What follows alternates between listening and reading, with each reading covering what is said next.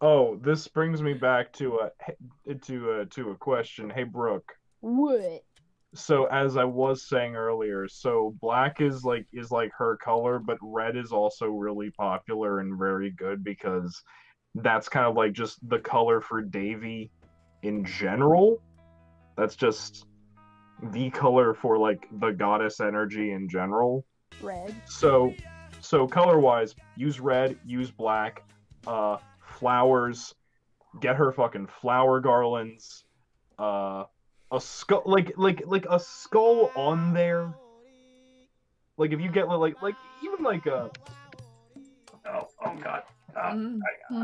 I'm old, I can't reach. Anyway, even just like a plastine like skull on there is good. Um I would and honestly, if you're just like starting out with having an altar to I like Kali, you. uh, start out with like a framed portrait or picture. Don't go full statue yet. Statue requires more high maintenance worship. Oh, okay. Yeah, that Yeah, might. Well, that might. How to put it? Oh God, have you ever read the Kali story that was written by Poppy Z. Bright? New. I have not. Oh my Mm. I God. feel that I should. I'm very new to Oh, goddesses. okay, okay. No, mine's all like Hecate and Skatak. Huh? Sorry. Mm. Mm. Yeah. Anyway, Yes, baby, go on. oh, I was about to say, if we were there, a story that was written by an author, Poppy Z. Bright.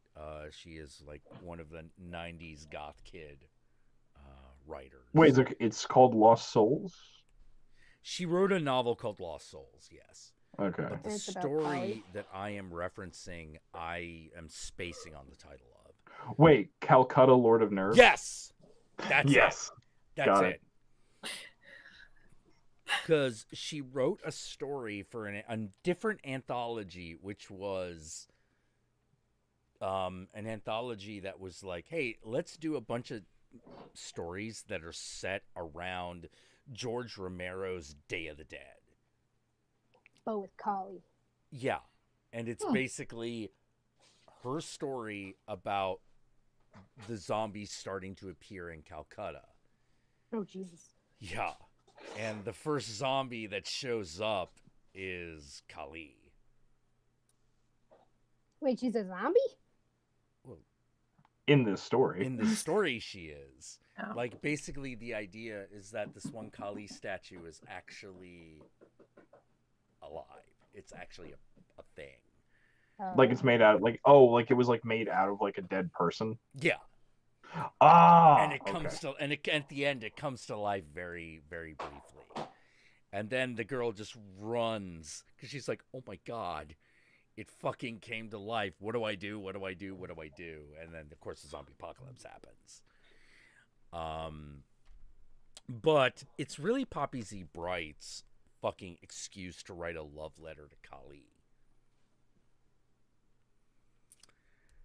Because oh my god, I'm like looking at like the last paragraph of it oh, right it's now. great, Amazing. isn't it? I fucking if I may, ashes drifted over me, smudged my hands gray, flecked my lips. I lay safe in the womb of my city, called by its poets, Lord of Nerves, City of Joy, the pussy of the world. Mm-hmm. I felt as if I lay among the dead. I was that safe from I was that safe from them. I knew their goddess. I shared their many homes. As the sun came up over the mud and glory of Calcutta, the sky was so full of smoky clouds and pale pink light that it seemed, to my eyes, to burn. Yeah. Yeah. Hot Like, damn. the only reason I don't know how to put it, if Poppy Z. Bright had come about 10 years later, that story would have been in World War Z. And if someone wants to make the World War Z fucking Netflix show and ask Poppy Z. Bright if they can adapt that story into the World War Z continuity, they absolutely fucking should. They absolutely fucking should, no question about it. Because it slides in perfectly. Can can you make an altar to 2 deities, or is it best to just do one? I have an altar that, Or you can do multiple, baby. yeah, Mhm. I have 3. There are okay, so the thing about this is you have to do research on the deity in question because there's not a problem with having multiple deities share an altar space in and of itself, as much as there are some deities that do not share. Yeah. Okay. True. A really good example of this, and is one that you are most likely to run into. Excuse me. Likely to run into. Lilith and the Morrigan don't like to share. No. What about Lilith and Kali? Lilith and Kali, maybe. I have no Maybe. experience with that combination. Like I can like even then you're kind of like getting dicey, and I say that because like okay, so I love my Kali, but at the same time like I also have La Santísima Muerte, and they're essentially doing the same thing worlds apart from each other.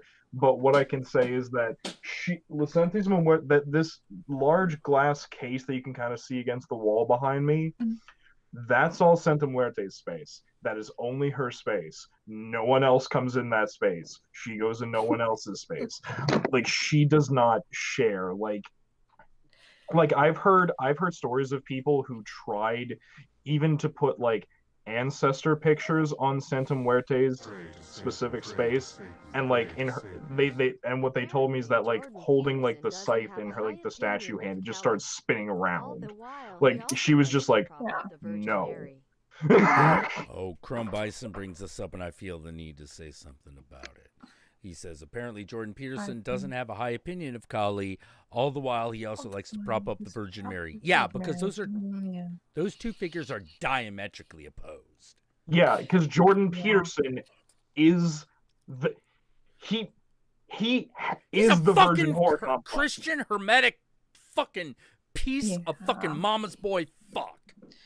Yeah, and like I was just gonna say just Virgin do Whore your complex. research, Pretty like good. because like mine are 2 that aren't associated. So normally with like Wicca, you have god and goddess, right? So like I have Hecate and Hades, which are really well associated with each other.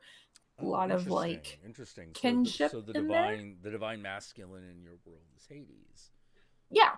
Oh, okay. Which because I associate Hades and like I'm a Satanist at the same time, so it's kind of hand in hand there.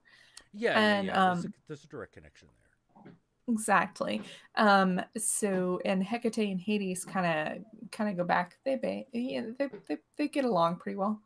But then I also have Skatok because I can actually trace my genealogy back to her. I'm actually not familiar with Skatok. Skatok? Skatok, yeah, she's kind of depending on where you're looking, either Irish or Scottish queen. My genealogy traces back to her because of the Isle of Skye. My ancestors are Skatok, right? Skatok. She SCAT.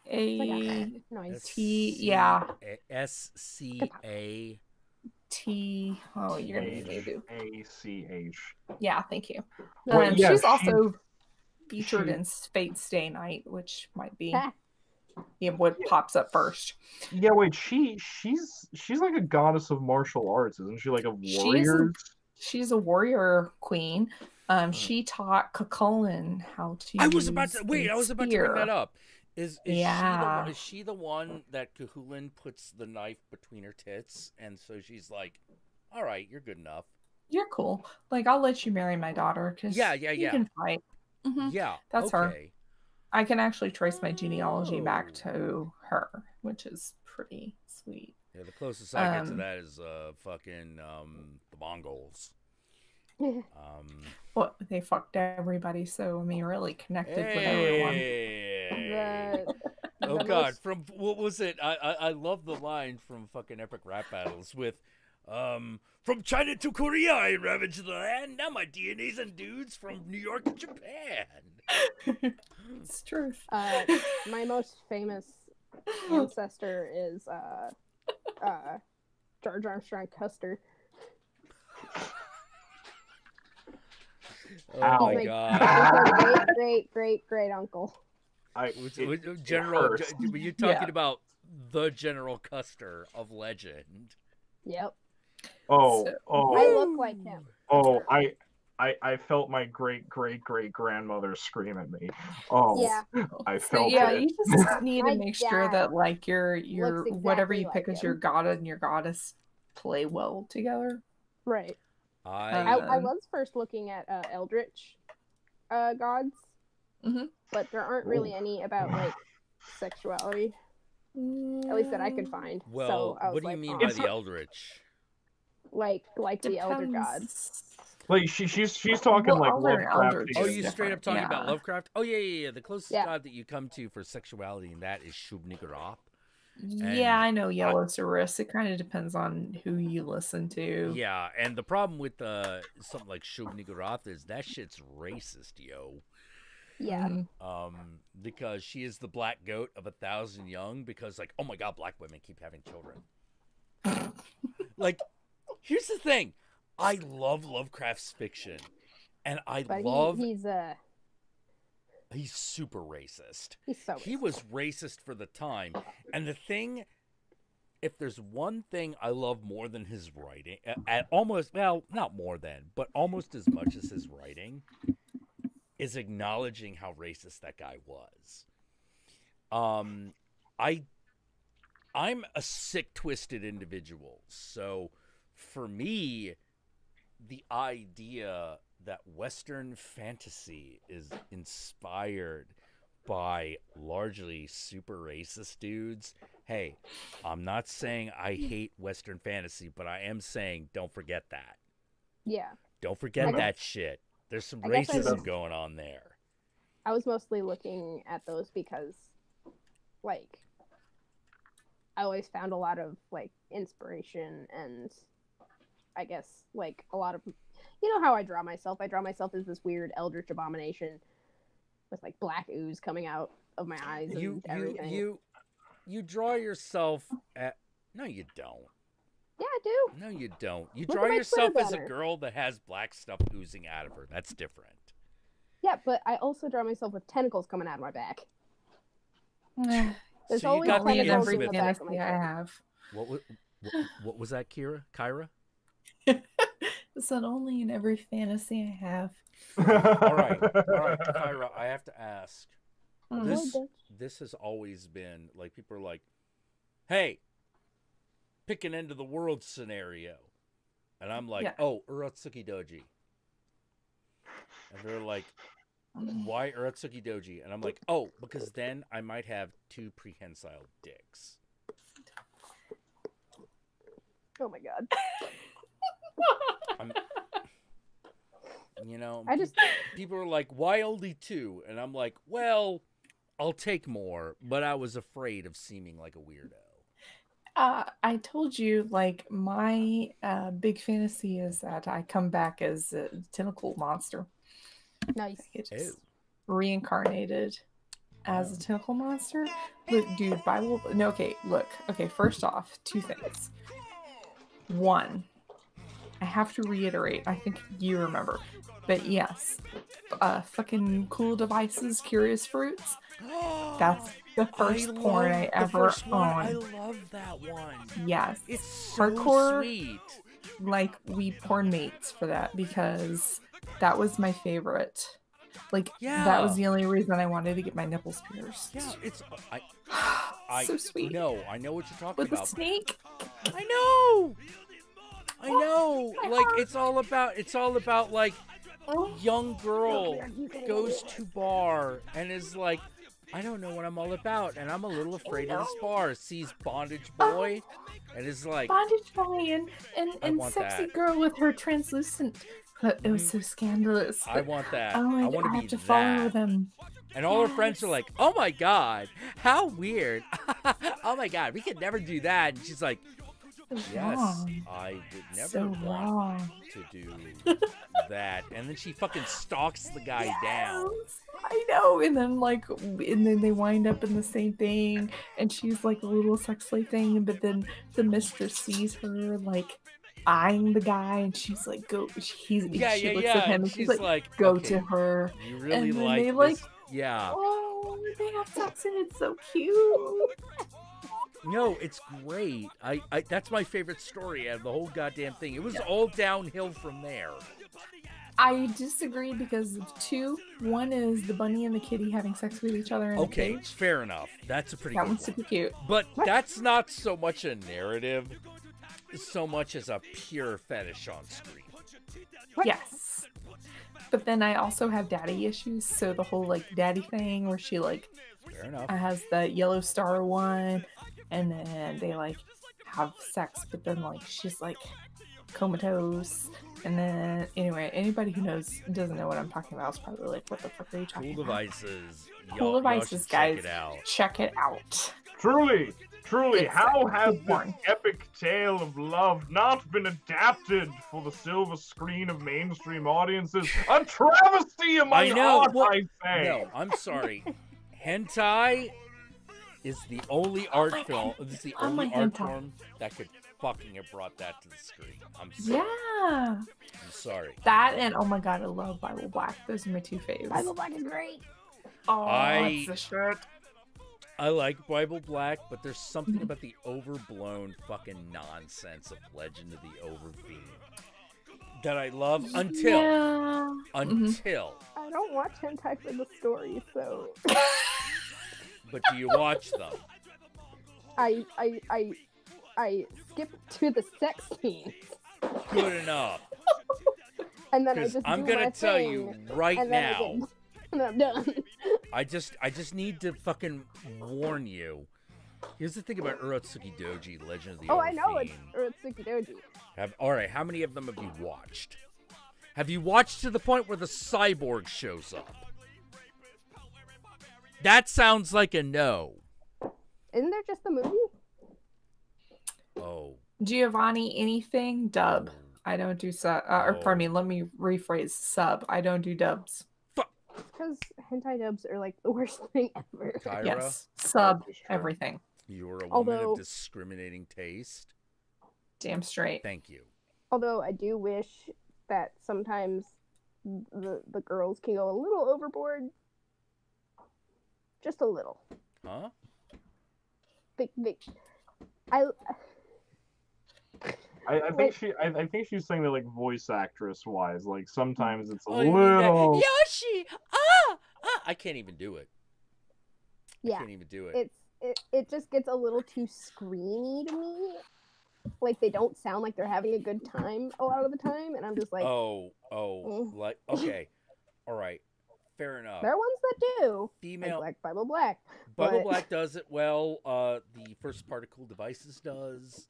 Okay. But those are definitely the exceptions rather than the rule. See, I wish I could enjoy Bible Black, but there's a problem for me. Is that there's a lot of vagina. A lot of vagina. There's a lot of Oh, vagina. Okay. Sorry. Well, Or vaginas fair. with dicks, which if you are into that, there. Yeah, That's there's also a lot there. of lazy- All right. lazy All dick. right. Sorry, Fine. I just need dicks. I'm sorry. I understand. fair. I get That's it. fair. I I love get me it. some I dick. get it. love dick. I get it. You've got 3 lovers of dick. Well, you actually got 4 lovers. Actually, hold on. You've got I 3 don't- people who will fuck people of the opposite gender. So you are outnumbered. Yeah. Truth. Yes. I Sorry. I will. Anything don't- is fine. All I of the don't- things. love the dick, but I appreciate what it does. I am one of those people. I don't care what I reach my hand down your pants and find. It's I- good. I will work with it.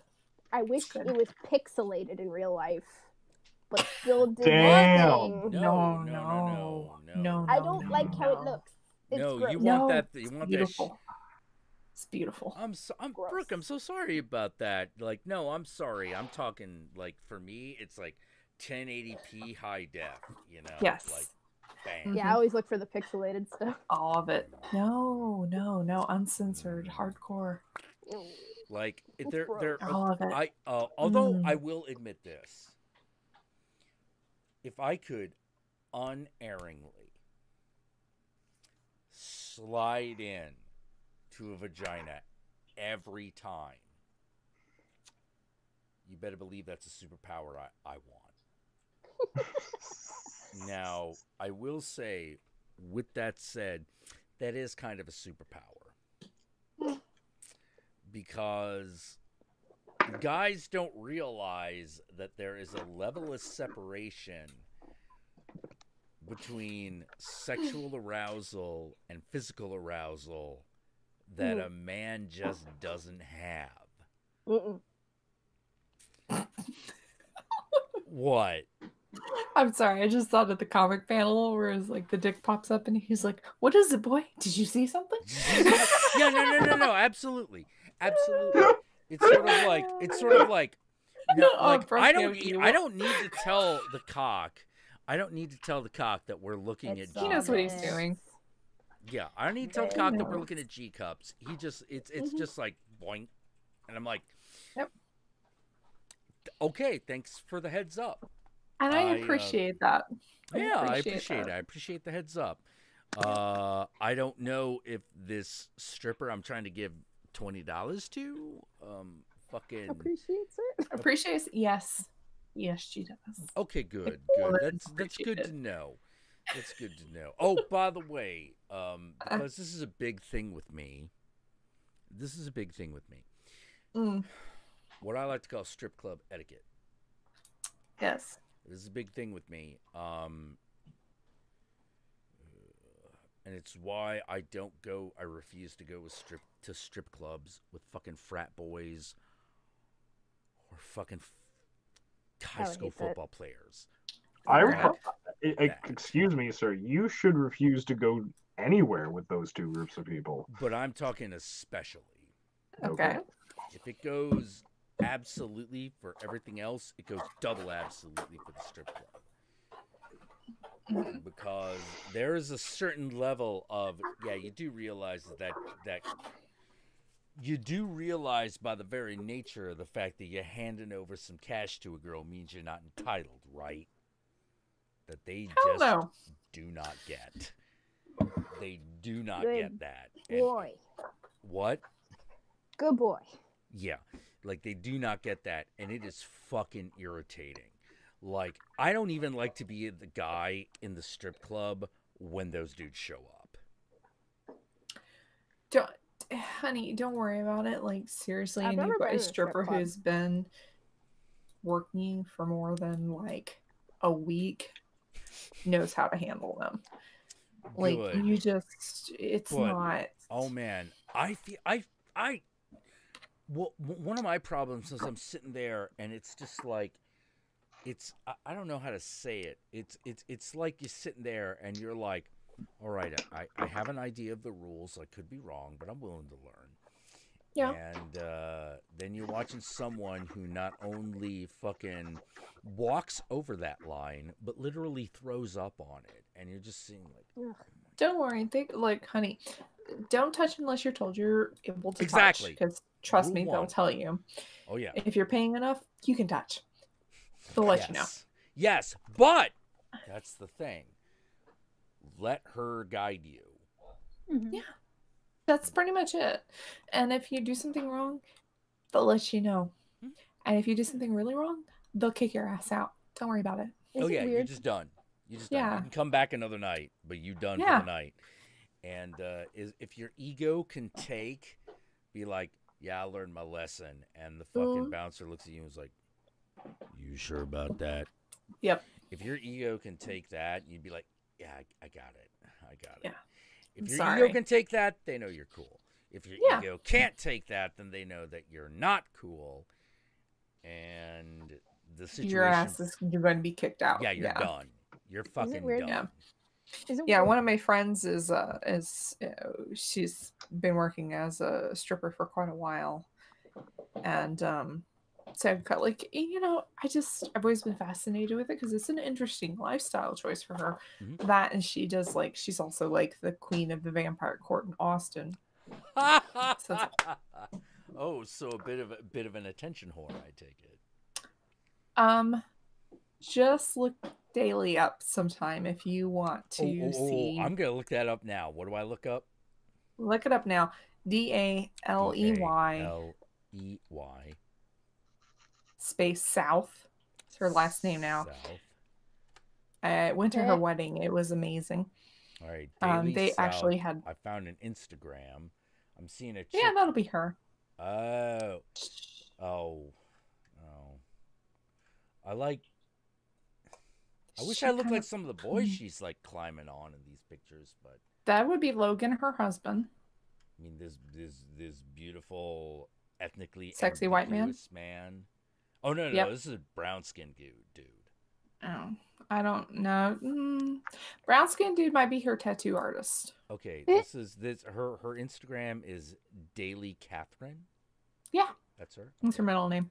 Okay, well, so she and I used to work together. She actually, I was actually on MTV because of her. Oh, cool. She and I actually, because like we both, like I kind of, I went through my vampiric awakening kind of at the same time she did, but she's a little bit older than I am. Okay. So, but she like wound up getting on MTV, and she was like, "Hey, can you kind of pretend?" She have the pointed ear bobs?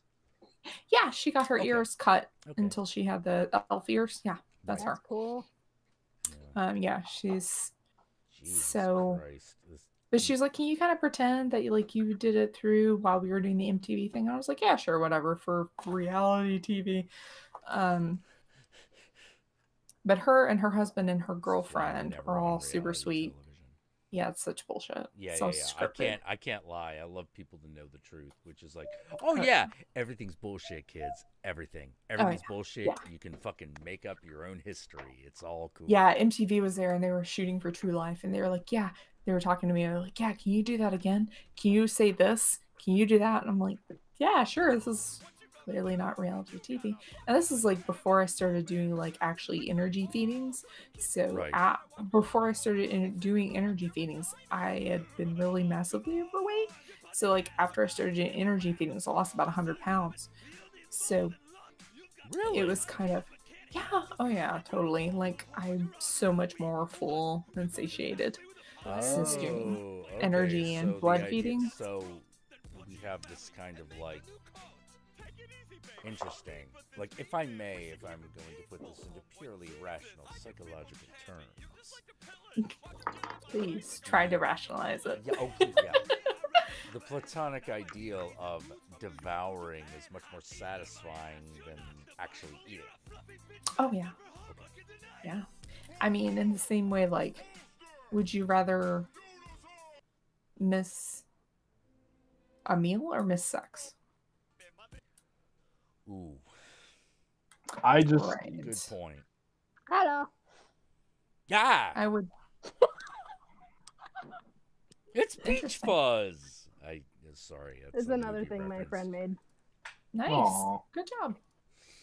Yeah, I would. I mean, to me, I would much rather miss a meal than sex.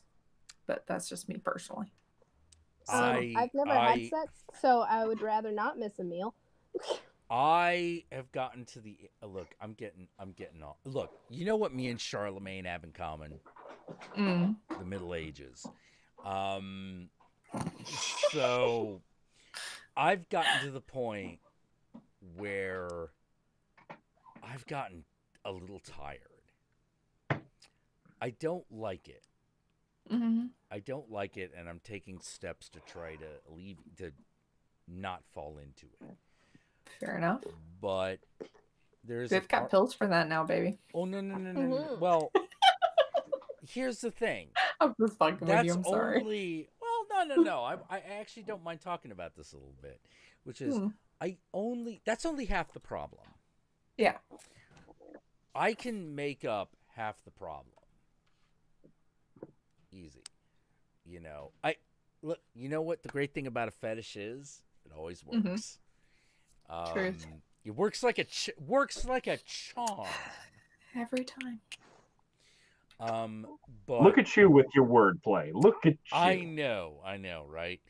But the problem I am having is you young guys, you don't realize this. But there is a countdown in your brain. And you'll realize this one day. And that countdown is the moment you realize this is going to take a while. Mm. Oh. That the day that becomes an issue is rough. See, now that's the thing. That's why I prefer my clients to be older. Oh, no. See, that's the upside. We prefer it. Yeah, that's the upside, which is your partner gets to benefit from the fact that you are not in a hurry.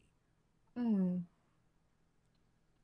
Mm-hmm. So, I can see that. so always take that, which is, I don't know if I'm gonna. When you're a guy and you have sex for the first time, where you're like, I'm not sure I'm gonna make it, if you know what I mean. 3-5 minutes tops. Yeah. You're like, oh, I don't know if I'm gonna. I don't know if it's happening this time. No. That is the day that your partner is like, don't you dare stop. Don't you fucking dare. You've gone like X many minutes already. You're going to keep doing this. Yep. You are going to keep doing this. And and if you're like, not me, I'm a man who would go for 2 hours. Ow. No, not if you have enough lube. Yeah, exactly. Fair. Well, either enough lube or enough drugs. Truth. Wait. Don't do drugs to kids. Oh yeah. What are you talking about? What are you talking about? Like, I've done acid how many times and never tried to have sex on it? Bullshit. Yeah, I have. Yes, I have. I'm sorry. I thought we were supposed to lie about all that. I haven't. Well, you're young yet. See, and here's the thing, kids. If you say, hey, wait a minute, I don't have substances, well then you get yourself a cock ring, and it does wonderful. It's great. Yeah. It's fucking great. But So What? a cock ring is Brooke. I know what it is. Oh, Well, you do haven't you want to had know sex, what it so I does don't know. for you? I know what it does. Okay. I've Well, read you fan just fiction. All right, See- Brooke. So Caught what me off does it guard. do? Say What it does it back do, Brooke? in words. use your words. You broke Brooke. There's a whole Daniel Tiger episode about that. Use your words. Use your words. You put it at. How dare you Yeah, bring yeah, up Mr. Rogers? You appreciate you, Mr. Rogers. Fucking You put it at the base of the thing. the thing. What's the thing, honey? Diamond Company. Say this. Are they friends or family?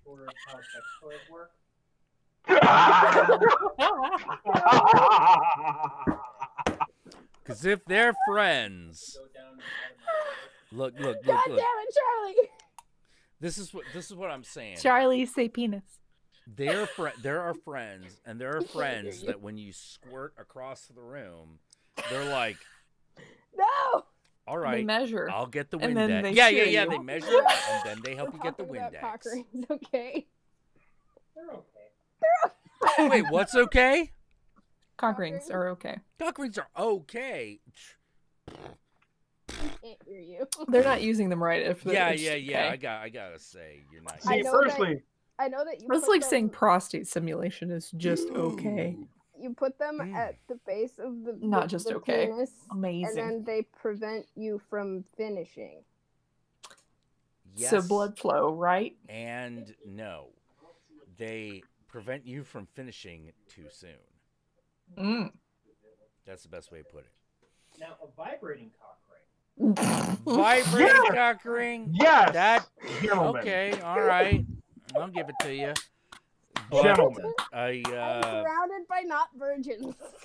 See, but you see, here's the thing. I'm personally, I'm a little spoiled. You see, I like to use a model such as I'm not this, red, I in which swear. you have the two separate rings Yes. connected. One No! for the Oh my yeah. gosh. Yeah, no. Swear to Oh God. my god, No. no, I've never Right- actually right the- used that one. I've always Oh, been... Jack, oh my god, you've got to. Okay, No, so no, like I've always used the one that was either the single They're teasing me wraparound now. or the one that does the fucking Oh, you've never No. that you've does never the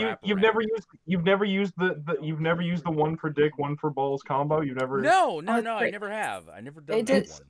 it goes like right at you're inside your prostate, and then they have a circle, and then it goes around like the Nifkin. You know what I mean? Oh, This is whoa, a- whoa. wait, Right is at it- the whoa, base? What are we talking This- about this- now? Because that sounds different. Yeah, no, this is a different one from what I'm holding up. Oh, okay. I'm sorry. I'm thinking of something. Yeah, different. no. The one I'm holding up, it's a really simple one where it's like you have one that you slip your dick in and one that you put round your balls, and it's like. Oh, I'm Yeah. sorry. I'm thinking of something different then. I apologize. No. I think I actually understand what you're talking about, but Yeah. that's a different ballpark. Yeah. Yes, ballpark. And I want to I say taught like this a whole now. class about pegging and about Ballpark. like lube and all kinds of things. We're, And you so know, that was one of them. weirdly enough, I'm I'm not mature. super into pegging. You just haven't had a good enough experience then. Well, here's the thing. I have had a good enough experience with getting fucked in the ass, Oh my. Mm-hmm. but pegging is a whole other that hits me in a whole other area. How so? Well, here's the thing. I get super upset, Mm-hmm. and I've tried working through it, and it's just one of those like, oh no, this is just not how I'm wired, for one reason or another. I can't deal with having a female dom me. Huh. Yeah, it doesn't work very well. It doesn't go well. The most I can do in that situation specifically, like it's like dudes, different situation. You know. Now, granted, Mhm. you have to be a Yeah. pretty fucking sexy dude in order for me to fucking like be like, you know, for me to do Right. that. Yeah. But it's happened. It's happened. Whereas with women, I get angry. Yeah. Yeah, and I've definitely had that happen. yeah, and I'm sitting there going like, no, we gotta stop right now. It's like, oh, why? It's like because I'm not about to have a cathartic experience. I'm about to get fucking furious. Yeah, that's the two things that I've definitely had happen. Is most often if somebody's like emotionally available to it, they'll go into catharsis. But if there's some sort of psychological barrier, usually depending on a parent, honestly. Oh and yes. Oh yeah. Absolutely. Yeah. Okay. Absolutely. I didn't want to get like too deep like this. I know this might get kind of personal, so No, please feel please, free to cut please. me off if you want to. About to get Freudian up in this bitch. No, Yeah. please. not. Freud is a Please. fucking hack fraud. I was about to say, please not Freud. But This is getting into that Jungian space, actually. truth. Yeah. Is that generally, yeah, it will become an anger issue instead of a cathartic issue. What do you mean by anger issue? I'm not familiar with that term. It's one of those things where there's a lot of latent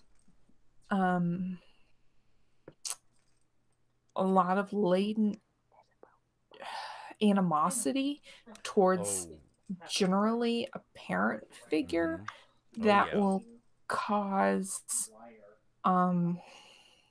kind of a block and in between enjoying like sexual pleasure and guilt almost. Maybe not guilt is not maybe the best word. I wouldn't say no to that, but I can neither I honestly, thinking about it, I can't confirm nor deny it. Like, Yeah. that would take an expert. Well, guilt might not be the most descriptive term, but it's hell fuck, I can't English it. I can kind of see where you're going. It's like, okay, it's like, for instance, I know someone who, this sounds really odd. I know a guy who he's had sex, he's had Mhm. multiple sexual partners. He's Mhm. never really had necessarily a full-on orgasmic experience. Mm-hmm. A He's dude? calm, but but he hasn't had like, well, no, Whoa. no, and here's the thing though, and I say that in the sense of like, now it's, how to put this. So you know how like you're you know how you got to give yourself into that moment. Mm-hmm. Yeah. Oh yeah. Never stops hesitating. Yeah. Yeah. It's a lot of And difficulty. I didn't. Never That's possible. never stops Yeah. hesitating. And the thing about it is, it's like it's mentally connected. It's mentally Yeah. connected to the fact that he grew up in an abusive household, so he never lets his guard down. Yeah. I usually have to do So like sensory deprivation or hardcore restraint. Like I'm talking full body, like vacuum seal bag kind of thing before I can get past that. so I feel that what Kyra is Really? I feel that what Uh-huh. Kyra is talking about is similar to that, but instead of necessarily, but it's more like it's similar to that. It's that kind of a blockage, but it's based around the animosity one has towards a particular parent, not necessarily that. That's what I'm thinking that you're saying. It's like it's similar to structure in that to that. Yeah, it's definitely something along those lines, and that's one of the things is like if I get to something like that, usually we have to go into either depending Now on this is the the partner. kink, because like yeah, exactly, depending on the partner, like we were talking either extreme bondage, extreme masochism, or extreme delve into some sort of erroneous kink, you know what I mean? What do you mean by erroneous kink?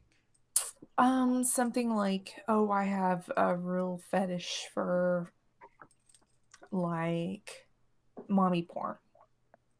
Or having sex. Wait. By mommy porn, do you mean you want to have sex with a mom? yeah. Okay. All right. Or like I have an extreme bondage kink. Like I have to like for all of those people out in the slut pit, if you're doing extreme bondage, one of the best things I have found is you know that stuff that they wrap around furniture? Yes. Oh yeah, The plastic. Mm-hmm. Yeah, Yes. it's like saran wrap, but Yeah, like, saran wrap for your But furniture.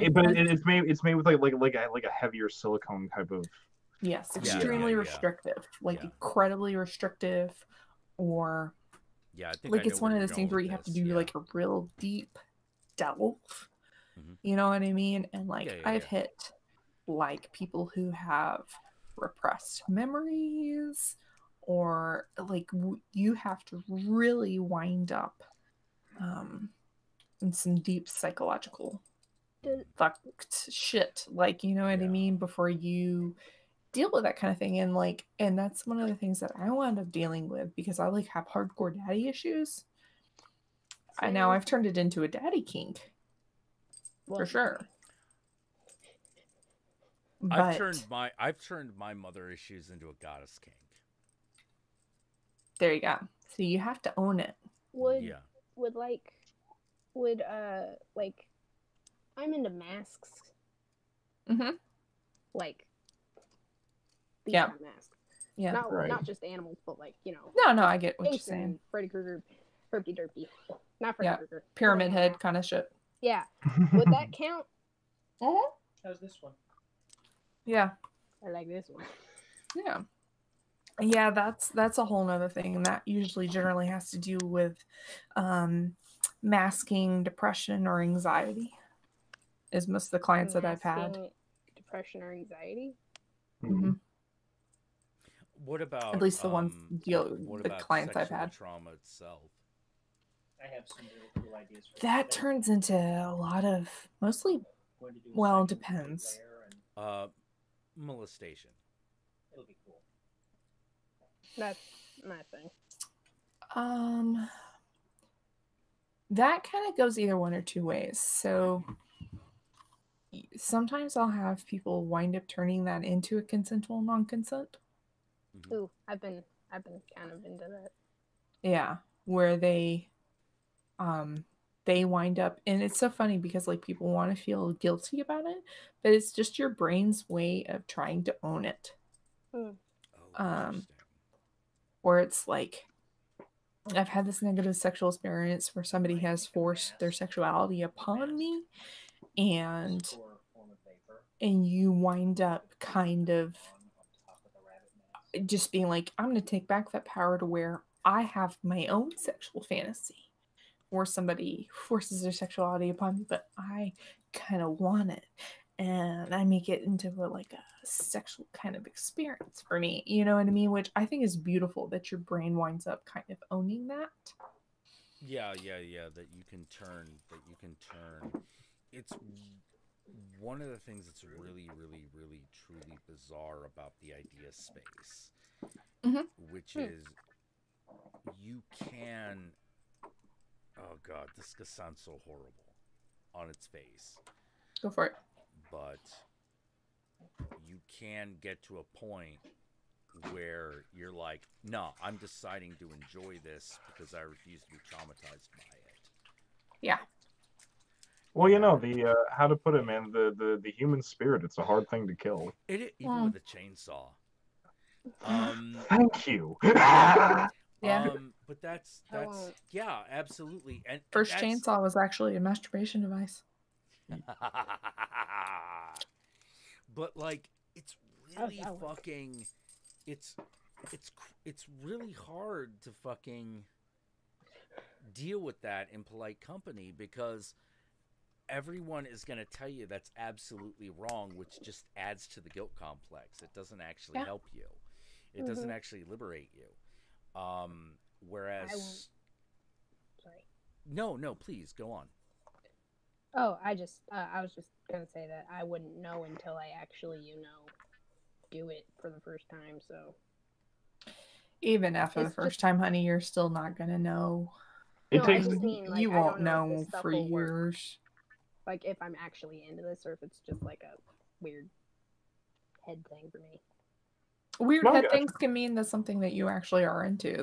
There's nothing wrong with that. Yeah. There's nothing wrong. There's nothing wrong. There's nothing wrong. Like, I'm gonna say this from experience. There's nothing wrong with telling a dude, put this on. Would you put this on because he don't care. Oh no! Especially young dudes, they'll do it. They'll do whatever you If want, baby. they don't, then drop them like a hot potato, because they were never gonna let you finish in the first place. Like I've met tons. I've run into tons. Tell me I'm wrong. No, he's not. He's not wrong.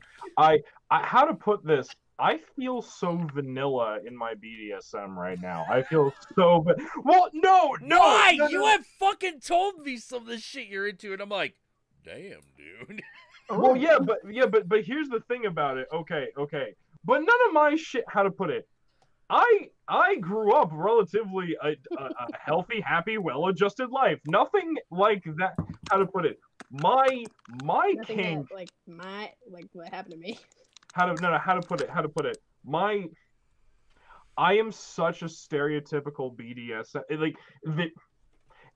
Why am I into this? It's because I fucking grew up Catholic. That's it. Okay, Catholic. Yeah, okay, That's gotcha. Yeah, that's what I mean. It's so stereotypical. Spank me, daddy. Oh my God, dude. The shit that I've done to people while wearing a priest collar is disgusting.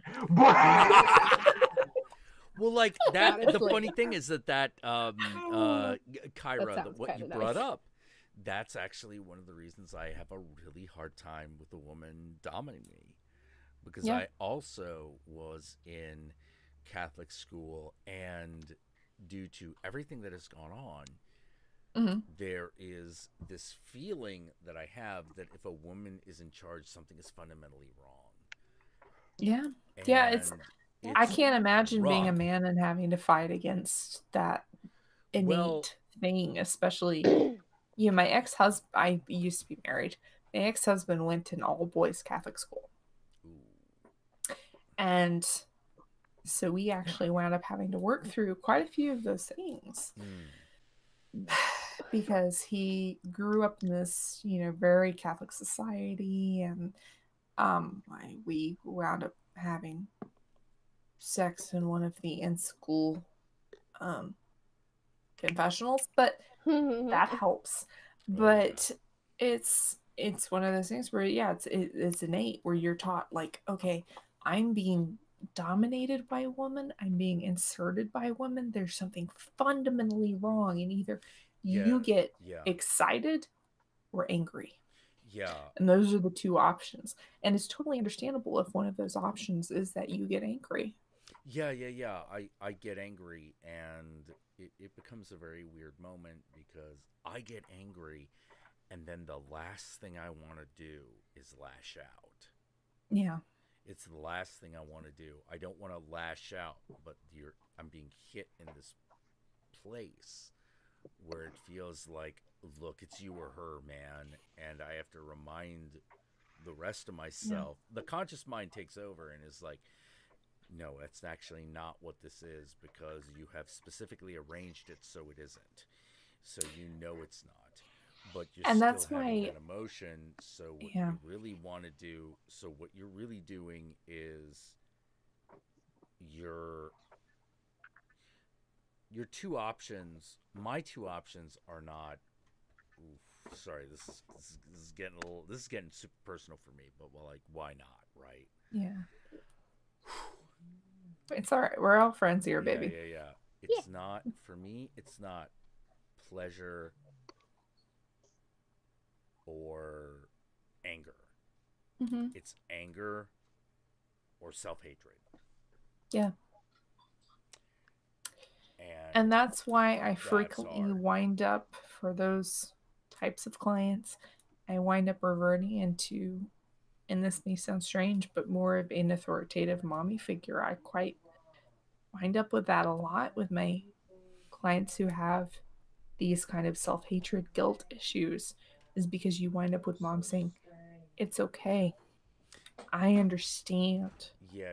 You can let it go anyway. It's funny because you say that as authoritative mommy figure. Those are not the words I would use.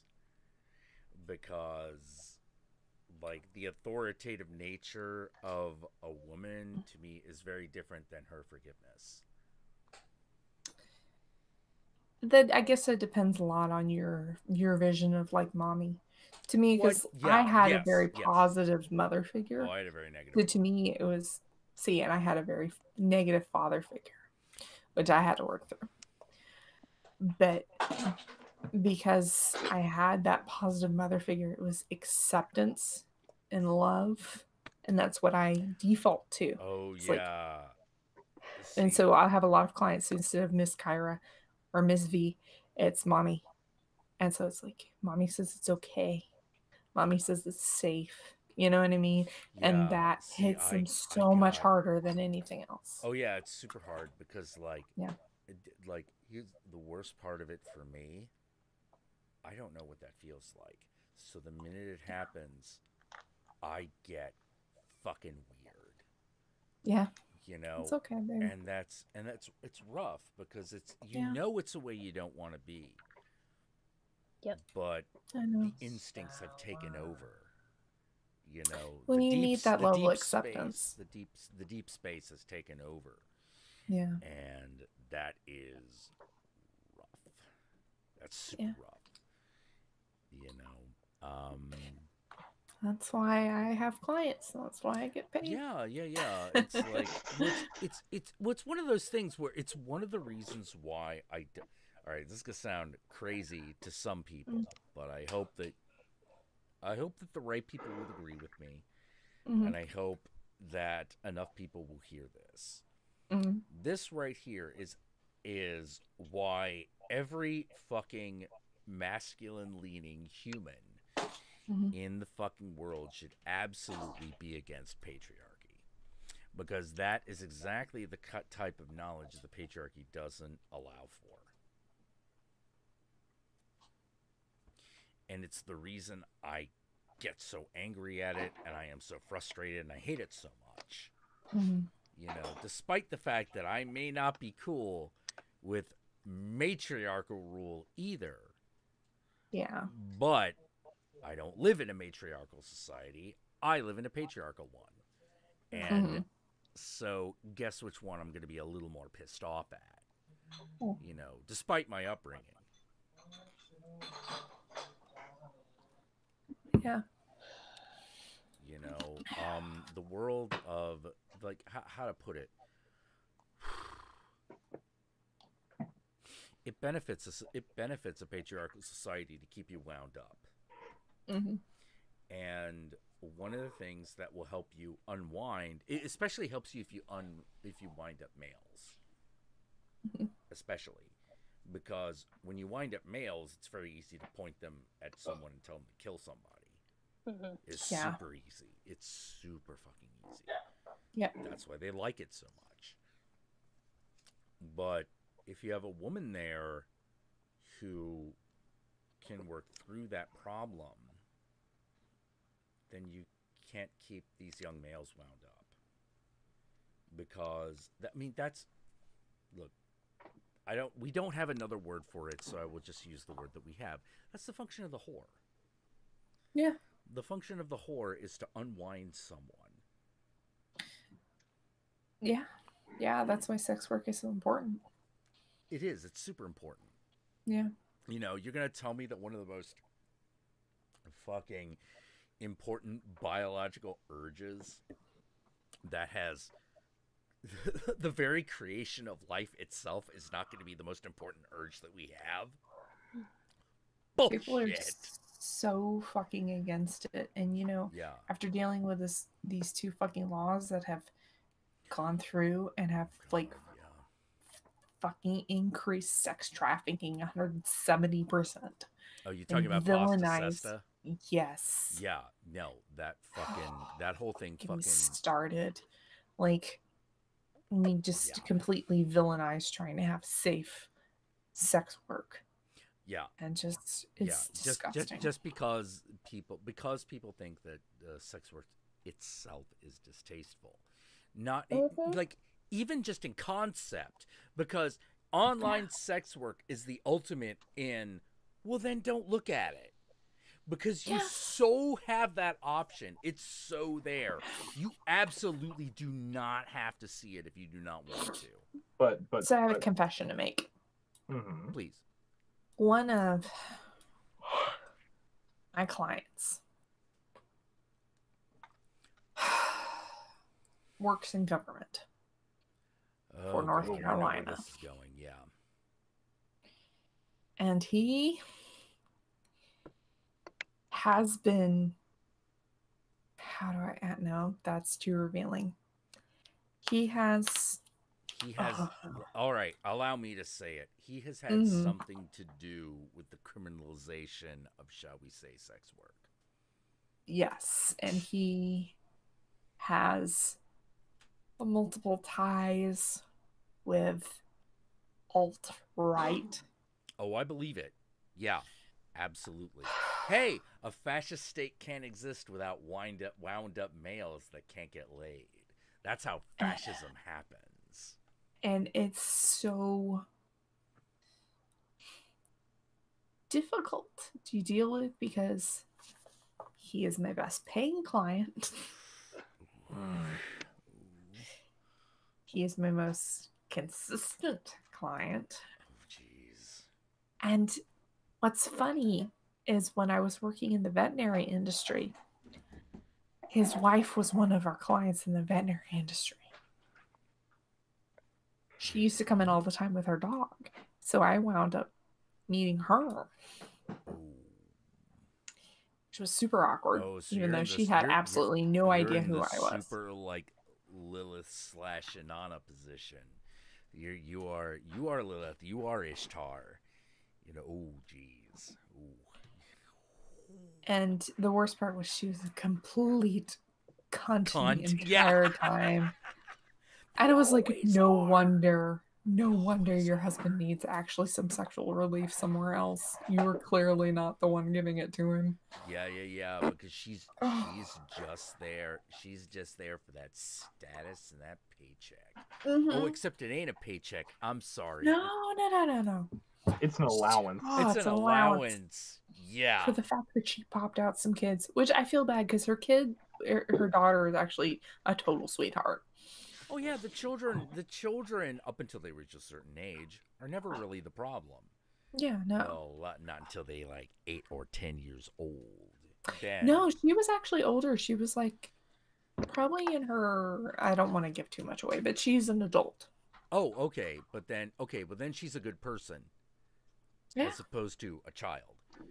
Exactly, and a it's child just like, is okay up until a certain point, and you know when that point is, because that's when they start saying shit. I don't mean talking, but oh my god, fucking To Kill a Mockingbird had my favorite fucking moment where like the daughter is like, what are we gonna do talking about what we gonna do? You gonna defend that nigger daddy? And then Atticus Finch is like, you don't fucking talk, you don't say that word this house. In this house. Yeah. And she goes, why? Everybody else says it. And he's like, well, then it's going to be everyone minus one. Yeah. And, oh, what a line, man. You know, like, it's so funny. A lot of people thought that Superman was based on Atticus Finch. Is actually the other way around. Without fucking Superman, without Clark Kent, ain't no To Kill a Mockingbird. Yeah. You know what's funny about To Kill a Mockingbird? One of my first crushes was Boo. Oh, Boo Radley. Oh my god! Oh my god! Especially him in the movie. Oh yeah. Well, like, how could you not fucking feel for that guy? I just want to hold him and smooch his face. Yeah, he's just a guy. He just you know, he knows he's screwed. He knows he's fucked up. All he wants to do is he just wants to be alone. He just wants to protect the people that he can see. It's all he wants. What's that actor's name who played him in the movie? He's also in Secondhand Lions. He plays the like rough and tumble grandpa. Oh, that would be not Michael Caine, the other one. Not Michael Caine, yeah. Michael Caine. Not Michael Caine. Michael Caine. Robert Duvall. It's Robert Duvall. Robert Duvall. Fucking Robert Duvall. Awesome in that movie. He's also awesome in Secondhand Lions, by the way. Secondhand Lions fucking killed me because that's what I wanted my dad to be, along with Herschel from Walking Dead. Oh yeah, if you want to, like, no, all you boys out there, if you want a lesson in daddy, watch Secondhand Lions and watch The Two Uncles. That is how you be a dad. Yeah. That's the difference. How to put it? That's what fucking Yondu's talking about when he's like, he may be your father, but he ain't your daddy, boy. Mine was always Giles. Oh, Giles, yeah, Giles. Okay. Oh, I love Giles. I would still fuck him too. Same. Yeah. Well, the thing I thought was so interesting about Giles. I like Giles, but I also like how Angel played on your expectations and making you think that dude was gonna be like Giles, and he's not. Wesley, yeah. Oh, Wesley, yeah. Yeah, Wesley, you're like, oh, Wesley. But Spike was always my man. Oh, that man sent me into puberty on a fucking freight train. I have one thing to say about that. And that's your little puppet man. Puppet man! Little puppet man! Oh god, like, to me the ultimate Spike moment is gonna be him in the fucking car with the tinfoil singing I Did It My Way. Jack! Oh my god, yes. That man seriously fucking sent me through puberty on a fucking fast track. Like Repo Man. Oh, someone wasn't worthy. Kyra. Oh my god. Fucking Repo Man, the genetic opera. Repo the Genetic Opera, not Repo Man the Genetic Opera. No, I mean No, Repo no, Man Repo. in Repo the Genetic Opera. Yeah. Yes. Yeah, He you was- can fucking rip my eyeballs out any day, baby. And Grave Robber. Well, how do you not love Grey Robber though? How do you not? But That was such a fun production. No, But you know, stop, though. Seriously, can we go back to the hottest man that can we ever go existed? back? 'Cause I have to ask. I wanted to be Drusilla so bad. I was just like, oh baby, yeah. Lyra, I have to ask. Okay, two things I gotta ask, actually. Two questions. One, True Blood opinions. Eh. Mm. You didn't like True Blood? Damn. No, It didn't- He they're all was too whiny the whole time. What's the- Like, they it all was look the like same Calvin reason I Klein had a- models. The I don't same like reason Calvin that Klein models. problem I had with Buffy and Buffy the Vampire Slayer was she's just like complaining the whole time. Like, oh my god, all these amazing things and hot people around me. It's so awful. It's so Okay, hard to so be the you- Hey, chosen hey, one. whoa, wait. I gotta say no. I gotta say one thing about True Blood. I gotta say one thing about True Blood, and there's one scene. There's one scene in the first season of that goddamn show that makes that goddamn show, and that involves the question: who ordered the hamburger with eggs? AIDS. Oh, I wish I was gay just so I could take it from him. Oh my god. Because Lafayette. Oh my! I am living. Okay, yes. Lafayette is the best. I wish Lafayette's I could be a amazing. gay man just so I could take it from him. Seriously. I want a wood burned like sign to hang up in my kitchen that actually says, "You gonna come in my house? You gonna eat my food the way I fucking make it." Yeah. Oh. I always wanted to be Buffy, not in the show, but in the movie. Yes. Because of the leader Oh my god, vampire Blast dude. Action. Yes, Moonlight was the shit. Thank you. I'm sorry about the writer's strike and the fact that got canceled. Moonlight. Anyway. But Well, hold on. I want to hear. Brooke Sorry, go first, ahead. but- Sorry. But like, it's fine. But you know the like, you know how like the main bad guy in that movie and Buffy are like this weird like sexual tension throughout the whole movie. Angel. I was like, Yeah, Angel and Buffy. Yeah. no, not Angel in the movie. Oh. Okay. Well, yeah, that was the guy that Spike was based off of. Pike? Yeah. No, I'm talking about the old like you're lead talking vampire. about the Rutger master. Hauer. You're talking about Yeah, Rutger Rutger Hauer. I've Yeah. seen things. Like those two in that movie, I wish that was me. Like just Yeah. that weird creepy Brooke, I vampire have to dude that's ask, just like, come to me, Buffy, and I'm just like, Yeah. I have to ask, Brooke. You've seen Blade Runner, right? I hate that movie. You don't like What? Blade Runner? You don't like. Oh my god, I'm I- sorry, I love you, but you're wrong. I I'm saw going to the die. director's cut first, and it ruined the movie for me. Why? Because The director's cut is the shit. spoilers to anyone who has not seen Blade Runner. Yeah, if you haven't Look, caught that up with the movie's almost as old 1980s. as I am. know, Spoiler I just- fucking dibs is over. I know. I'm just saying. Some people, there's a new generation coming out. You know. Get with the program. That's what that's called. I don't. I don't like the fact that they hint to you that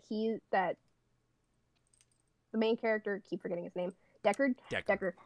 Check. He's a replicant, but they never talk about it. But I that's think the point of the movie. Point of the movie I is wanted that them he to may talk or may about not it. Like be he a doesn't son. even figure it out. Yeah. Yeah. That's the point. But Brooke, And then fucking like, do you understand the significance of that, though? yes. But I Okay, still what don't is like it? What is it? What's the All right. significance of it? I gotta take a leak. I'll be right back. At least this is, I could be wrong, but it's like the hypocrisy No. of it all. No. No. If androids dream of electric sheep, then what's Yeah. the difference between replicants and people? No, right. I'm just saying, like, from a movie standpoint, like just as a movie, Mm-hmm. I think it was a little dumb that they bring up this plot point, but it never gets like talked about later. But that's the beauty of the movie, because it's basically, there is fundamentally no difference between wondering whether the replicant is a real person and the person who wonders if the replicant is a real person. I also thought it was dumb that like Rutger Hauer was like just about to kill him, and then he all of a sudden changes his mind with no warning. Oh my God! You didn't get that moment? No, I got it. I think. Okay, what is it? Because it's about the whole rain thing, right? Like tears and rain and shit. Okay, and what does that all mean?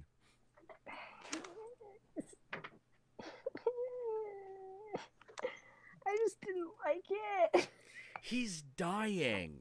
I He know is he's about dying. to die, and I he know he's realizes at that moment, if he lets Decker die, he is no better than the cruel god that cared nothing about him. Well, it seemed very abrupt. It's the whole fucking journey Roy Batty goes on. I understand, but he's beating the shit out of him. Yeah. And then just all of a sudden, like, picks him back up, and it was just so abrupt. Yeah, because Roy Batty's the devil. I just didn't like His whole point is not to kill Decker. His whole point is to... Sorry, looking at that cleavage. Kyra, sorry. You missed mine. I gave you the I opportunity. did. No, I didn't miss it. I saw it. It was right over there. It just wasn't on stream because I wasn't sure you would appreciate that. Aw. Yeah, but no, like Trying to be Roy confident Batty for is. once and- It's. There's a huge part of Blade Runner that is essentially Paradise Lost. I know. You know, and Roy Batty now I know. cannot bring himself to treat Decker as callously as his own creator treated him. He can't do it. I have one response to the fact that this conversation is going on. Yeah. Bitch, what? I'm sorry I didn't like the movie. I might have just have seen it at a wrong point in my life. Because I saw it when I was like 15. I saw that shit when I was 7. Okay. But then again, I did see it with my dad, who was basically a mythological prodigy. Okay. Yeah, no, my dad's I just amazing. Yeah, I just didn't like it. I feel like the other one is like Big Lebowski, where either you get it or you don't get it. you Yeah. know? Although I will say this, as a person for whom Blade Runner was a seminal film, you know, like really important. Like I said, I saw that shit when I was like 7, 8 years old. You know, and I will never ever forget the sight of Zora in that plastic fucking jacket Oh, running yeah. through the glass. Oh my God, Yep. that was up for the longest time. That was simultaneously the most sexually exciting and most tragic image I had ever seen.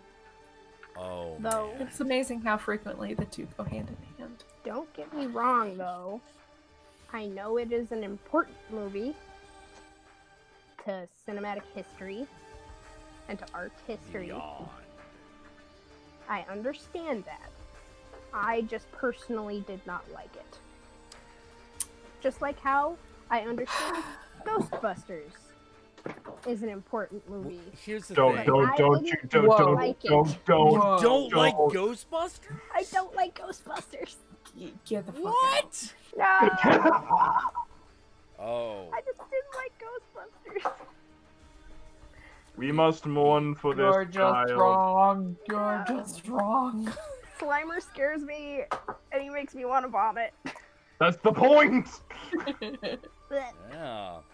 I just didn't like it. He's a free roaming 5th class vapor. He's supposed to make you What want to you've got here is a focused, failure full to torso communicate. apparition or a class 5 full roaming vapor. Real nasty one, too. What we've got here is a failure. I To wish I liked that communicate. movie. I wish I liked Ghostbusters. I really do. Well, I think. Oh, I need to get something. Actually no, because you brought up Ghostbusters. I need to get something off my chest. About how horrible the reboot was. What? Oh, we Pretty bad. we spent no we spent what was it, like 3 weeks talking about how shitty that movie was? Whoa, Blade Let's talk Runner about how shitty the movie was. 2049? You didn't like Blade Runner 2049? No. No. We're talking- I haven't seen that. Ghostbusters, I honey. like the first Oh, one. Ghostbusters. Ghostbusters. Oh, okay. The Ghostbusters reboot. On this channel, we spent like Easy. 2 Easy. weeks talking about how bad that This was. is pretty bad. But no. So I gotta get off my chest is okay. So I'm gonna bring a little bit of YouTube drama in right now, just a little tiny bit, just a little tiny bit. Do So- go on. So you know how like JonTron has been like coming back and shit, and he's like, yeah. Like State 2, the flexening. I like his videos. Whoa, even what if did he you is say, kind of a Kyra? Problematic. Flex person. State 2, the flexening. Flex tape to the flexing. Oh, okay, yeah. He also Yeah. did one about Dan Aykroyd's vodka. Dan Aykroyd vodka. that's the one. That pissed me off. Oh. I never why? saw it. I didn't watch it. I just know he It- did it. Continue. It pissed me off up to force. Okay. So here's the thing. There's a certain. It's not even the whole video. There's a certain thing about it that pissed me off, and that just ruined the whole thing.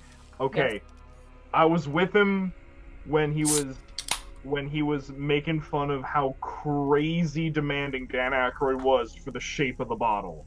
Yes. That's funny. I was with him for that. I was with him when he was making fun of the whole like, it's quadruple distilled. It's filled with their diamonds. I was Yeah. with him. Yeah. Alright. It's fucking. Yeah, it's But- redonkulous. But the fact that here's the thing. Yeah, Dan Aykroyd believes in some crazy shit, but so do I. So do many people. Oh, yeah. This is the thing that gets me is that the core middle of that video is just JonTron shitting all over Dan Aykroyd's crazy beliefs, which I get because he's JonTron and he's edgy and he's a skeptic. I get it. But at the same time, something that just like it was one of those things where it's like, huh, I think that what is the thing like Ghostbusters is a documentary? I'm like, well, if it weren't for the fact that Dan Aykroyd believed in that shit, if it weren't for the fact that Dan Aykroyd was brought up in the Spiritist church, and if it weren't for the fact that it was a long-standing tradition within his family, if it weren't for the fact that his grandfather wrote several books on theoretical ghost catching, you wouldn't have Ghostbusters. Yeah. How to put it, like, That's where it comes from. Wasn't Dan Aykroyd's ancestor who did that the basis for Tobin's Spirit Guide? Yeah.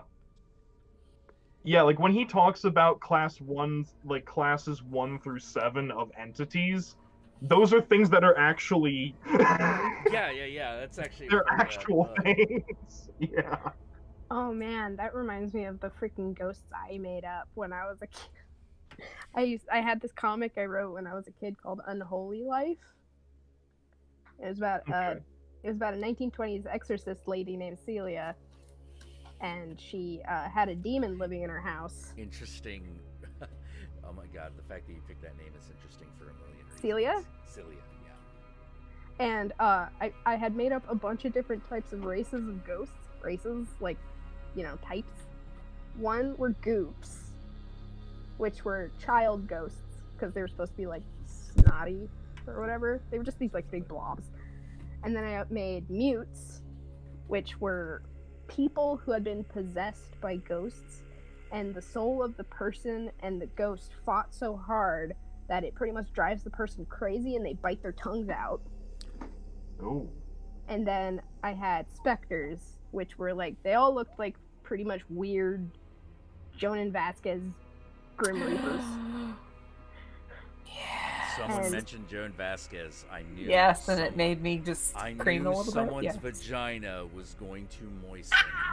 Yeah. No, And of I had course. made You up know me too well. I had made well, up all no, these jokes. I'm sorry. I'm a '90s goth. I did, yes. But you know who wouldn't appreciate her vagina Wait, moistening wait, over wait, that? Joan wait. Vasquez. Exactly. Yeah. I know. Because I know, he, but it's so literally. That guy is because so. he hates all people. He's Yeah. disgusted He's by humanity. so fucking antisocial. It's fucking. You can't believe it. I was so angry that I missed seeing him at Emerald City Comic Con. I was like 2 minutes away. Don't. He's a Don't. complete, He's a an utter complete asshole. douchebag. I don't care. I was gonna get it for I was gonna get an autograph for my roommate. Okay. He doesn't do autographs. He doesn't. Yeah. He doesn't. That's weird because they were No. selling them. Yeah. Like he doesn't do them well. I know. You know, But I And don't like care. And he doesn't do them. How to put it? He's there, but not by choice. He's not there. It's because his publisher is making him, Mhm. and Hmm. he lets you feel the fact He that he does. doesn't want to be there. he does. I have been at a lot of He's a shows with that complete guy, asshole. and That's it how I feel. It's okay. It's That's how I feel. Oh, sorry. No, I was about to say, like, I've done a lot of shows where that guy was at, and it's really fucking uncomfortable. Like, he is one of the few He makes guys... sure it's uncomfortable. Oh, yeah, he does. And one He's of the such a things, master. one of the best things I can... This isn't going to mean a lot to you now, but maybe one Okay. day this will mean a lot to you. He's the only person I have ever seen turn down a party invitation by my friend Anthony. Oh. There have been people who have been like, I'm too old, man, you know, or nah, I'm married, I'm good, or no, I got plans. Those aren't flat no's. Joan Vasquez Joan is given the Vasquez. flat no, and Yeah. Let me just say, man, like I've bought some like some of my favorite and my favorite phrase is punk rock isn't dead, it's just really old. punk rock's not dead, it just smells. They're really old. The 80s aren't dead. They just smell. Truth. And some of my favorite punk rock bands, like I've been like, oh man, let's hang out, I'll buy you beer, da da da. And they're like, yeah, okay, you can buy me a beer, but like I can't party like after that because I'm really old. But like Joanne is just like, no, like I hate you. Oh. Yeah, Just- yeah. I hate you. I Yeah. expect that from him.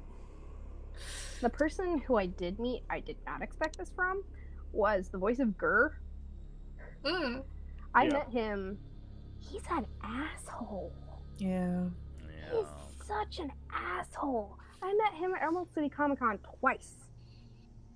That guy Yeah, he lives in town. does not want to be there. And he will make you feel so awkward. And I'm like, Do you know who is a fucking ball to meet though? who? The voice of Zim. Oh, fuck yeah. That I've always guy's wanted to meet him. amazing. Oh yeah, he loves his job. He loves does. his He life. does. He sounds like he loves his job. Yeah. A What's guy really with a voice like that, he has to love his job. What's really funny is you watch that guy by himself and you're like, oh my god, this guy's a party in a can. He's like a little Keebler elf of excitement. Because he's a He is. small guy. He's not a midget, but he's a small guy. He looks like a I don't know how else to describe this. Jack is gonna, I think, agree with me. He looks like a tiny Bizarro universe version of Nathan Lane. Yes, he absolutely does. He absolutely fucking does. He is like twice the party in a can, about 2/3 the size.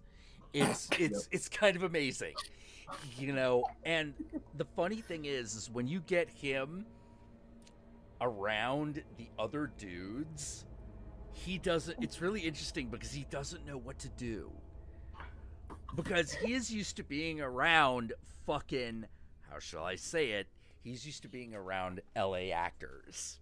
Mm. And LA actors feed off of the energy this guy gives off. You know, they're just sort of like, oh, fucking thank God, it's something to work with. You know, but he gets around like Yonan Vasquez and the others, and they just don't respond to him, and he doesn't know what to do. I feel that because he's constantly just trying to elevate the mood. Yeah. You kind of wonder how he got through several seasons, honestly.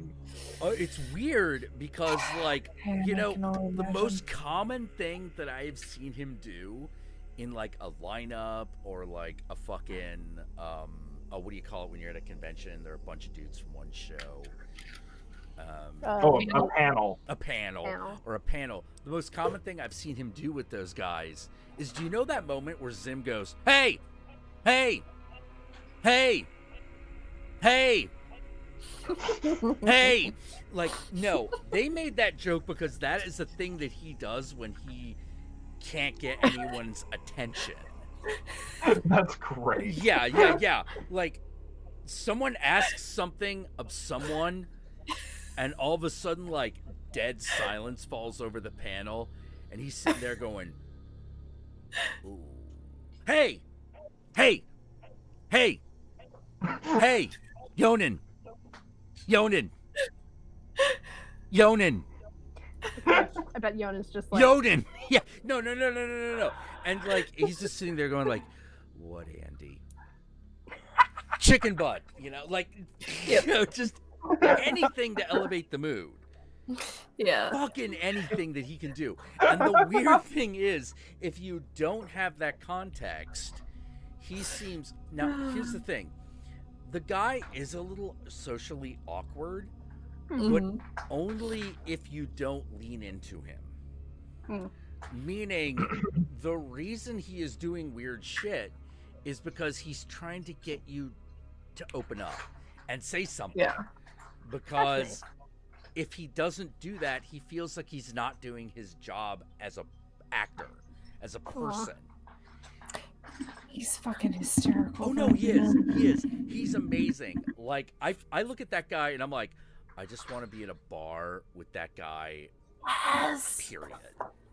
I just want to like hang out. He's yeah. The guy he's so who does the personable. voice of Zim is super fucking interesting. Zim! Do not use the time machine. Love Zim! Yeah, exactly. And he has such a distinctive voice. I was playing the World of Warcraft, and I heard... Do you play the World of Warcraft still? All right, it's been about 2 months since I fucking loaded up And that 2 Battle months of sober. Azeroth. So like infrequently he plays. Infrequently. Okay. Like, look, Sorry, whenever we'll get a into new- that later. Go ahead. Whenever Sorry. a new one drops, I'm there for a solid 2 months. After that, it's debatable. I've been playing for the past 10 years, so... Oh, 10 years? How old am I now? I've been playing for the last 14. Since contest. OG. And people, and I'm gonna say this. Vanilla. I was only in vanilla like 3 months Oh. before the first expansion Oh, hit. I'm gonna say this. People who are like, we want vanilla servers. Oh No. yeah, that's gonna last about No, you 4 don't. months. No, you don't. No. Fuck no. Oh yeah. Hey, not being able to fly and you have to be level 40 to ride around on a fucking anything? Fucking 10% in speed increase? No, I'm good, thanks. God, fucking no thanks. It's okay. So So- people are like, we want vanilla WoW. I'm like, oh my god, No, you don't. fucking suck my cock. I know Yes. you don't. I mean, how much you're paying. Bullshit. But yes. That's like people wanting like original release Overwatch. No, you don't. No, you don't. do Oh my not God. want that. You Oh, don't, So- like, do you remember when like you had to like actually read the quests because they wouldn't tell you where you had to go? Mhm. And then don't Yeah, miss I don't that. want those days Don't back. miss them. You I neither. remember. So I'm guessing you heard like Richard Horvitz in World of Warcraft and lost your shit. I did. Oh my god, yeah. Yeah, because among many other things, he plays these creatures called the sprites. Yeah, of course you would. And all the sprites are basically Zim, the plant elemental. Oh my Yeah. god. And the minute I Hey! was like, Hey! yeah. And the minute I recognized him was when he did the death gasp. Oh my god. Yeah, the death gasp of those things where he's like, Mhm. And you're like, I know that oh my, yeah, I'm squeal like, anywhere. oh my god, Really? that's him. But the other thing that I thought was really funny was when I was playing, I think it was not Ragnarok, what was that thing called? Cataclysm. Oh, yeah. And you run into this huge rock elemental in the stone area. Yep. And I hear this voice. And I'm like, I love that.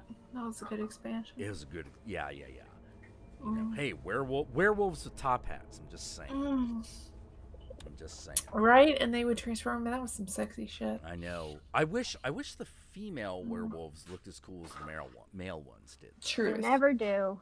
Oh. True. Well, they It tried was to make so, them like it was kind of okay. It was, cute looking, and I'm like, no. Yeah. It's like furry, the yeah. males look like werewolves, but the females look like furries, and it was like, Yeah. I don't know, man. Like It's because fucking game designers are pussies. yeah. Like I was Well, hoping I don't know. The Draenei came out really fucking cool. I always play Draenei them. was cool. Yeah. 'Cause I love their butts. I like to watch them. Well, because they got those little hoofs and those little backwards they- legs, and so it hoists their ass. They up. swing back and forth, and Yeah. you're like, "Yeah, shake that ass, girl." I remember fucking last year, yeah. I went to Comic-Con, Emerald City, Uh huh. and fucking David Hayter was there. You know, the voice of Solid Snake. Oh yeah. And like Phil Lamar was there, and the voice of Finn from Adventure Time.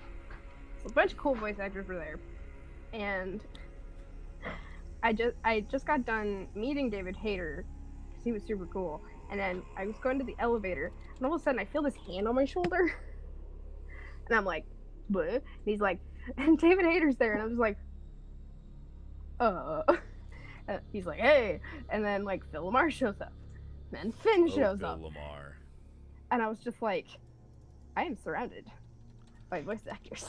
I'm surrounded by talent. I'm surrounded by talent. What is happening? And then I- all of a sudden, I'm inside this I had that elevator with happen them, in like the this elevator close once, to yeah. Finn's face on accident. And I was like, what just happened? How come I'm in this elevator? And then I get yanked up by a staff member, and they're like, you can't be in there. And I was like, I didn't even mean to be in there. My I had that most happen in an anime embarrassing convention once. celebrity encounter was at a Dragon Con. Mm. So this is back in the 90s. And back in the 90s, there was almost nothing hotter than that fucking Star Trek Next Generation. Oh yeah. That to me was second tier shit. But to a lot of people, that was first tier, and there ain't nothing under it. Mm. So, but I knew it. I was super familiar. So it's the day before the convention, and the night before the convention is usually your opportunity to meet the talent, officially or unofficially. So I had just gotten done slamming back a huge amount of whiskey with one of my favorite fantasy painters, guy Larry Elmore. Larry Elmore, I will always refer to that man as Old Kentucky Dwarf. He's a short man with a big beard, white hair. His hair's always been white, as far as I've known. You know, he's never been young. That motherfucker never been young, and he's always been a small man with a barrel chest. He always had a Kentucky accent. I love him. He is awesome. And the thing that's great about meeting him at a convention is if you meet him at a convention, there are a couple of people you're likely to meet. One is some of his models. Mm-hmm. Because they come because Larry's there, and they walk around and like they're older ladies now, but like, how to put it, there's nothing like an older Swedish female model that looks like an elf princess wandering around petting all of Larry's fans on the head, going like, "You are cute, you're precious," you know. And you look at her and you're like, oh my god, that's her. That's the woman that he has painted a million times. Like, if you see Elf Bard in fucking Larry Elmore painting, that's the model. That's her. Aw. And so, yeah. No. She's got that whole, like, Gladriel thing down. Where, like, she smiles at you, and all of a sudden you're like, yeah, okay. You know? But I get done hanging out with him, and look, one thing I gotta say about the Larry Elmore, there was something in me, and when he was like, "Let's have another one, boys," you don't say no to that. No. So fucking like, I don't know how many shots in. Whiskey, always whiskey. Yes. Always whiskey. Sometimes Like this already. Yeah. Sometimes you were allowed to have the Jim Beam or the Jack Daniels, depending on your budget. But if you can, you were highly encouraged to do either the single malt Scotch, or if he has it, or if he has it with him, moonshine. Jesus. Oh. I will never This forget guy's liver must be moment made on of iron. moment on Facebook where he's in a convention in the middle of nowhere.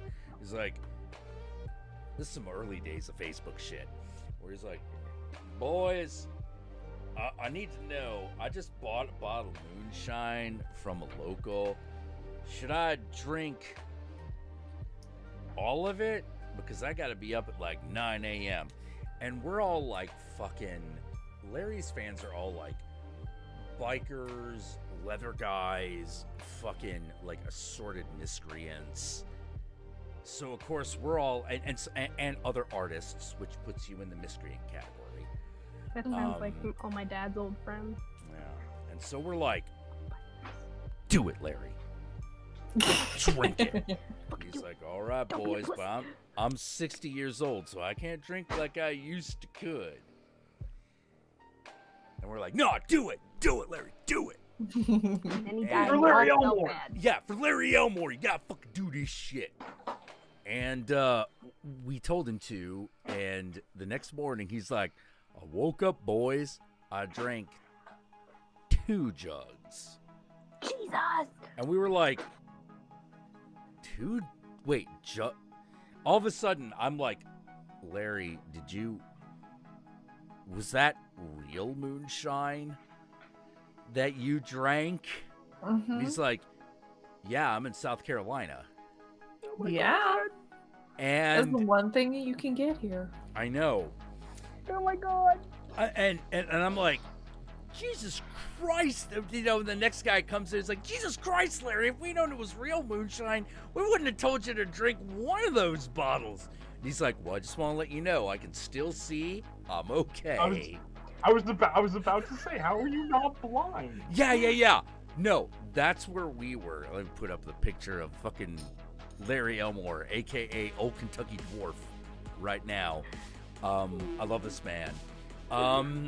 So we're just sitting there, his fans, just going, maybe we ought to, like, cool down. You know, maybe we're forcing Larry to live up to his own legend. That might be dangerous. I think it's not done there. Oh, we ain't done. Oh, go ahead. Because for his 65th birthday, do you know what he did? What'd he fucking do? He got a Something Harley. amazing. Nice. He decided he was finally going to get a motorcycle because it Oh my was god. time. And the Is this guy funny still thing, alive? what? Is this guy still alive? Yeah, Fuck. Larry's still alive. And Jesus. one of the things that's so funny is, having been a D&D fan for so long, having met, when you were a fan of Larry, a person you were definitely going to run into is his daughter. And the thing about Larry's daughter is that she is the elf princess born unto the Dwarven King. She is she is adorable. She has a cute. She's cute as a button. Larry has had to, on more than one occasion, let it be known that we have to let her boyfriends live. It's like, Oh man! look, Don't kill I'm them. just saying, let them live, boys. You know, and then we'd be like, Larry, she's out of your shot. You want us to fuck him up? He's like, I didn't say nothing.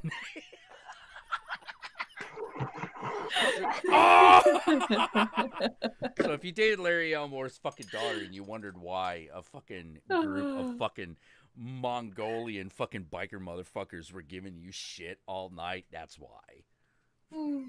Because you dated his daughter. Because you set eyes on his precious daughter. And we were like, oh man, we were not going to let the old Dwarven King down. We were not going to do that. That wasn't going to fucking happen. Oh my gosh. Oh man, we were awful. We were awful. Jack, Yes. I have to go. I hope you had a good time, Brooke. I did. Good. It I'll was see you lovely later. talking to you. Thank you for the altar help. Okay. Yeah. You're very welcome. Anytime. Bye. Bye. Bye. Bye. You know, it's funny. I think my favorite celebrity encounter involves someone who played a Dwarven King. Which Dwarven King? Well, that was probably like his most recent project, but so you know a gentleman by the name of Billy Connolly. I do, as a matter of fact. Billy Connolly once drunk dialed me at 2 a.m. I don't think have I told you this story? I don't think I've told you. You this have. story. You have told me this story. Oh, okay. I don't think I've told this on stream though. I don't think. That I'm not so sure of. I don't think I have. I will. It's extremely short. So my godmother, my Aunt Liz, she has this talent of getting around and meeting people and knowing people. She's a very social person. I mean, like, she's the reason I ended up, like, when the Colbert Report was still a thing. That's why I was in, like, the studio audience, like, more than 3 times, because she knew Stephen Colbert. You know, shit happens. But so one day she was telling me that she was drinking buddies with Billy Connolly, and I was like, you're fucking shitting me. I don't believe that.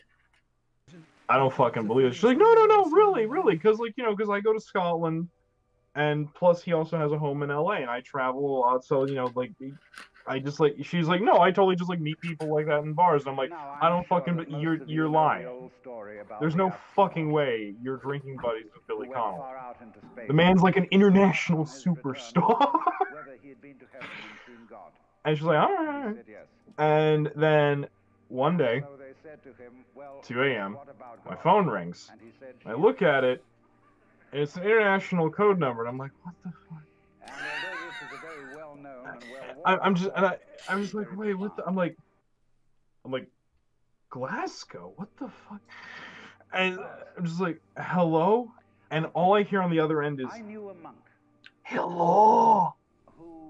Hello, is this that? No, shut up, fucking tell them, shut the fuck. Do you know, he's like, do you know who this is? It's Billy.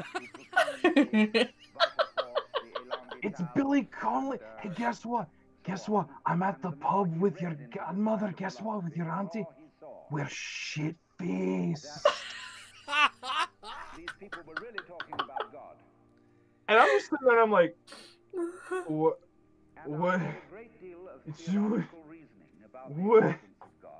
And to her credit, I know it wasn't like a crank call because she then took a picture of herself with Billy Connolly and sent it to me. Just in case. Just in case. And I was just like, okay. I didn't know how to react to that. I was just like, what? I wouldn't. I wouldn't. I'd just be sitting there like fucking Godhead himself had called me up on the fucking phone Phone. and had been like, I am about to fucking base my entire life off of whatever you say next. Say next. Oh my god. It's like instruct me in the way. Instruct me in the way. All right, take a scotch, put it in a glass of beer, and drink that shit. And you keep doing that until you understand the nature of God. Whatever you say, Alejandro Jodorowsky. Oh my god. Oh my god. I think the weirdest fame brush I've had was one time I got, oh man. Well, I'm not going to tell you the beginning of the story because it's illegal. But Oh, okay. Fair enough. So I wound up hanging out with some people that I wound up in California, North in or LA. south? Okay, south. So I'm there and I'm like, I have no fucking clue where I am, right? Because I didn't charter, or anyway, they bought the plane ticket. But I know we're moving some substances from one place to another. And anyway, he's like, oh, come on, we're going to hang out at this person's house, blah, blah, blah. I'm like, okay, cool. Oh, whatever. shit. So I go to this house, and we're hanging out, and we're drinking some wine, which I'm not a wine person. I'm a beer girl, or an like I know alcohol. Yeah. You know what I mean? So I was like, oh, yeah, this is pretty good. This is probably like Turns pretty out good. I'm actually a red wine guy, but like, Yeah. you couldn't pay me to tell the difference between two brands. I found this, which I like, but I found out is limited release. It's Apothic Sparkling. Apothic did a champagne. Apothecary? It's Apothic. Oh. Yeah. Apothic is a popular brand of East Coast wine. They're most Right. popular. They're most popular being Apothic Red Blend. I don't like their red, but I like their sparkling, but it was only a limited release. Anyway.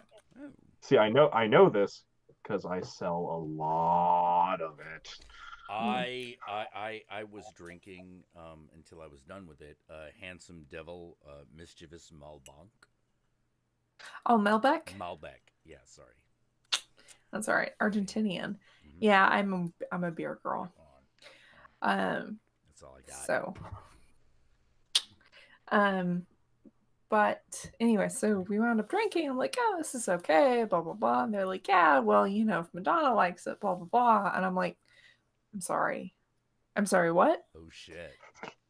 And they're like, yeah, no, that's the house that we're at right now. And I'm like, what? Come again? Come again. In the quiet words of the Virgin Mary, come again. So they're like, yeah, no, I'm Madonna's. Well, I'm not gonna say. I am Madonna's procurer of goods. Something. I am somebody who works for her. We're at her house in LA, and I was like, is she also in the house? Is she here? They're like, no. She's in France. Don't worry, she won't miss this at all. And so we wound up drinking her private stock. Because she wouldn't miss it. And as far as I know, she didn't. So that was my weirdest brush. That's a bigger celebrity brush than I've had. I usually end up in the artist corner. If it's that's a good corner to be. Oh, it's a great corner. Yeah. If it's got more people you can actually talk to instead of just one absolutely, at the house. Absolutely. Like it's really weird. It's really weird. Like there are artists of a certain stripe will have a very easy time opening up to you if they like you. Yeah. Performers, not so frequent. because so many people want a piece of them. So they have to be way more guarded, you know, which is really bizarre. It's interesting. It's not that the performer isn't important. Performer is super important. But everyone looks at them as if they are the source of the thing that they are trying to get to. But they're not. They're the conduit.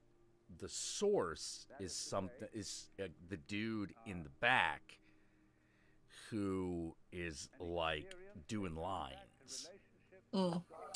That's the source, you know. And you got and I was always one of those guys where I figured that out really early because I was lucky. I grew up in an embassy, and I got to know the difference between the person who looks like they have the goods and the person who does, and how that all works. And it's very simple. It's very simple, which is if you think you have met the person with the goods, the answer is no, you haven't. There is someone else behind it. Now, that doesn't mean Madonna isn't a great singer or a great performer. Bullshit. Of course she is. Well, of course she... Okay, look. At one point in her career, everybody has loved her. All right. Okay? I was about to say, careful, my gay is acting up, careful. Okay. You know, but hey, like I said in another video, all right, say we're talking about Cher. Okay, is that gay enough for you?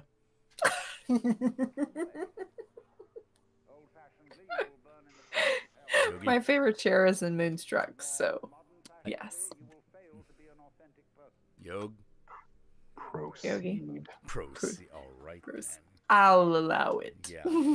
So usually somewhere not too terribly far away, but not where anyone's looking, is the person who actually has the goods. Like, this is the person who writes the songs. Like, every Meatloaf has got Jim Steinbeck. You know? And if you're like, who's Jim Steinbeck? Exactly. And then he did a good job. Yeah, exactly. Now, there are some people... Now, one of the problems that we had in the 90s is that there were a lot of artists who were also performers, and they burned the fuck out because that type of fame had never been possible before, and they didn't know what to do. And some of them blew their own heads off. You know, because they didn't learn the lessons from the artist performers of the past, which is, oh no, you gotta stay away from that fucking fame shit, dude. Stay away from it. Learn the lesson that we learned. You didn't learn from fucking Alice Cooper. You didn't learn from Frank Zappa. You didn't learn from those guys. You got to keep yourself separated from the fame. Why?